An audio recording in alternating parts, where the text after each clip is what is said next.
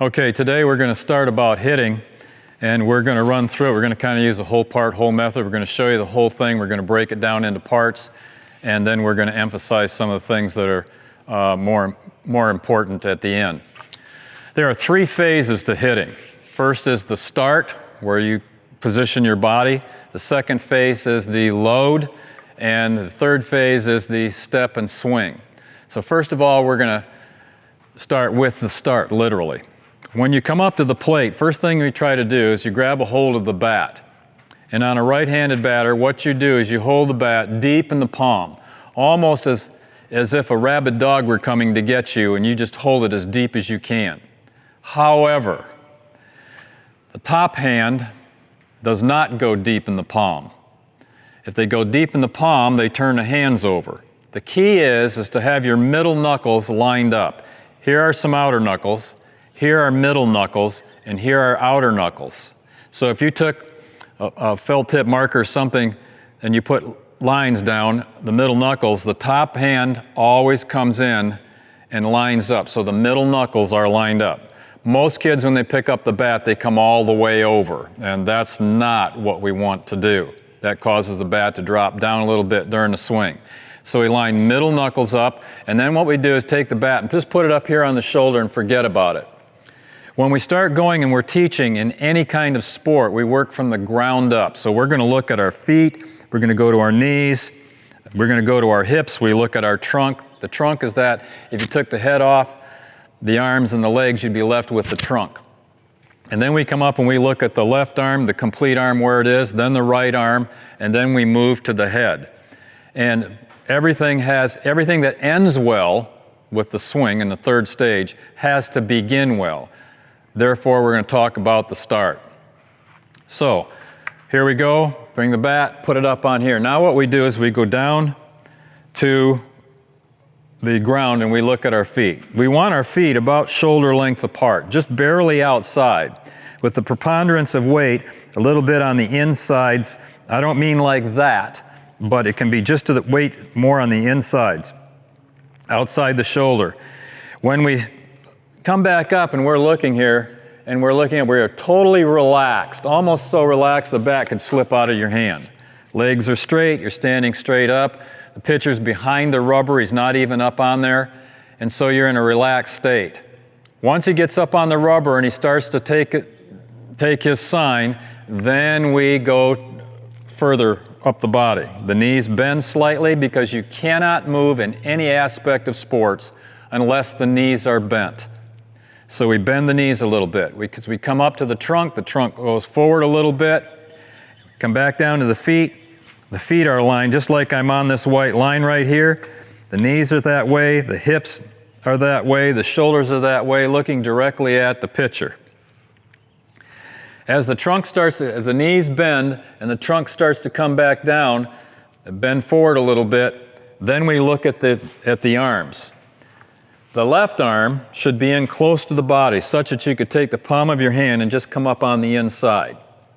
The back arm should not be straight up, which you see a lot, and it should not be straight down, it should be halfway. Once you've got that set, then you come and you look between these two fingers. If you took a 50-cent piece, colored it red, and stuck it right half and half over these two fingers, that is where you, as a coach, take like a dotted line and you fixate it somewhere back on a wall. The hands, where that red dot would be, need to be as high as the back shoulder. They can be 6 inches off the shoulder, and they can be up to 6 inches back. You're going to stay within that frame, but keep the hands up here, all right? Now what we do is we come and we look at the head. Most people will line up, if they're going to hit, you'll see them with their head cocked like this with a line going through the eyes. What that does, if you close your left eye, it creates an optical illusion because your right eye actually sees your nose. When you open the left eye, the right eye is still looking and sees part of that. And what it can tend to do is form an optical illusion. You think the ball's here, but it's really about a half an inch over here. That's just a description to give you some idea of what can happen. So what you do with the head is you bring it up and you try to get your eyes as parallel with the ground as possible. And that way you're not looking through part of your nose. The next thing that you do is you come up, and whether it's your batting helmet or whatever it is, you want it to all be white on the inside, because there's research that says that aids in tracking ability for the ball. And I've forgotten some of the research, but I just took that and I kind of ran with it. You have everything to gain, you have nothing to lose. So we have all of our people make sure that they've got white on the inside. So when you get started up, pitcher's not on the mound, you're just sitting here, totally relaxed. He steps up on the mound, now I start to come down, and that's the starting position is right in here, with the bat right on the back shoulder, all right? Now it's important to understand that when a pitcher is up on a mound, he's taller than you are on the ground, and he releases the ball, and if you're throwing a fastball, it's on a slight downward arc.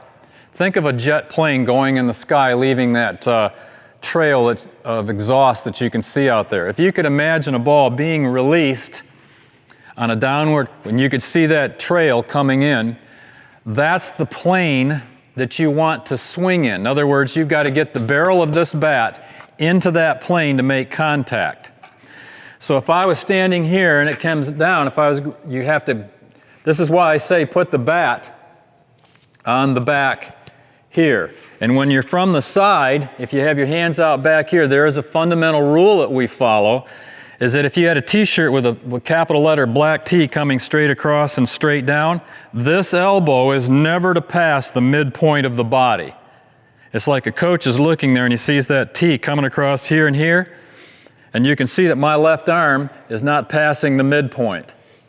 When they extend and they come out like this, that's when we get in, one of the things we get into trouble, so we don't want to have that. When we look at the bat, we also, when it's back at here, if you had a line dropping from here coming, that should just about land on my toe. And as far as the cap is always in front of the knob in almost all cases. And you can see that that's the case here now. We don't want it to be over like that, and we certainly don't want it to be back, but just in front. And what we do in order to get into that swing plane that I'm talking about is when we get into the second phase of hitting, you'll see that the bat has to come back up so it can go through the swing plane efficiently, rather than down, I'm exaggerating for effect, or coming up. All right, so here's the starting position. Sitting here relaxed, knees flexed. He's up on the mound ready to go. I bend the trunk forward, bend the knees. I come right to here, and this is what it looks like from the side. Right here, hands high into this position. The second part of hitting, since we're in a good starting position now, is the load itself. The load itself involves three things that are all going on at the same time, but I will talk about each one of them individually. First of all, if pitcher was down there, you can see while I'm relaxed, I'm ready here, and I'm in the ready position, that if I had something come, you can see that half my weight is on this foot and half my weight is on that foot. One of the things that we're doing in the load, the first thing is, we are going to come back and put more of our weight, at least 70% of our weight back here. See how that's changed? That's part of the load, right there. The second part of this is, so I have to go in that position like that, because I'm going to step into it in the third phase. So we load. The next thing is, remember I said we want the shoulders, when you're in the first phase, just parallel with the ground, going right toward the pitcher. Adding to the load is you bring the front shoulder slightly down, so that when you actually step, it becomes more parallel, as opposed to being 50-50, taking your step and your shoulder comes up.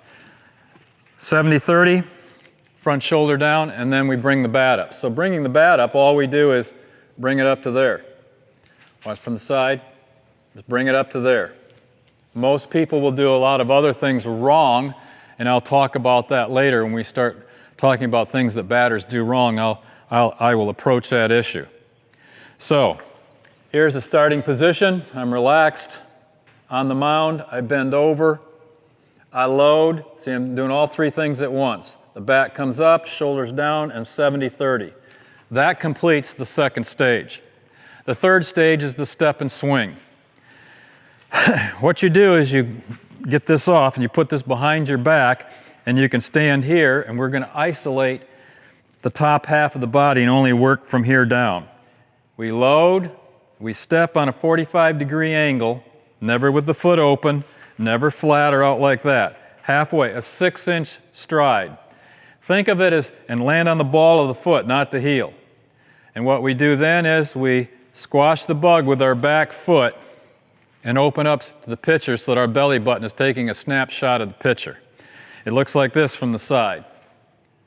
Load, front shoulders down, step, and swing. And notice that my weight is distributed 50-50. I'm in balance after the swing with the lower half of the body. When we start to put it all together, there's something that is absolutely fundamentally important, and that is that no part of the upper body moves at all until the ball of the front foot touches. Very hard to get that with young hitters. You have to overlearn everything. So what it looks like from the side is this. Once I'm in here and I'm ready to go, bend my knees, I load, and you watch when I start to swing, I'll go slow. My hands don't move at all till the front foot touches. Step, and that's when the hands explode to come through the swing. And notice that the barrel of my bat is coming down with the top hand starting on top, but the moment of contact, you will notice that the hands, that this bottom hand is almost even with this top hand. A lot of young people have a problem by dipping the hand down, coming through like that. Look what it does to the barrel. So what you do is you get on a tee and you start your swing and you do this, coming through. Keep your nose on the ball. You can't hit what you're not looking at. You can't be pulling off in the swing. Start, load, step, and swing to contact. And once you've done that with the nose on the ball, balanced, completely balanced, keep both hands on the bat and come up here and finish with your nose down. Even if you get fooled and finish, you should still be in this position every time. Now those are the mechanics that kids have to learn. We start out that and we teach those kids. I toss them a bat, and before we go to the next level, they have to describe to their partners, when I work with them in partners, all the fundamental things that they have to do to hitting. Because when I put them in groups, I can't always go around and see everybody, but the kids that are outside the cages and outside doing the drills, they are watching the ones that are in there and giving them feedback about what they're doing right and what they're doing wrong. And that wraps that up. Thank you so much for your time and attention. If you have any questions, I will help you in any way that I can. Thank you for your time.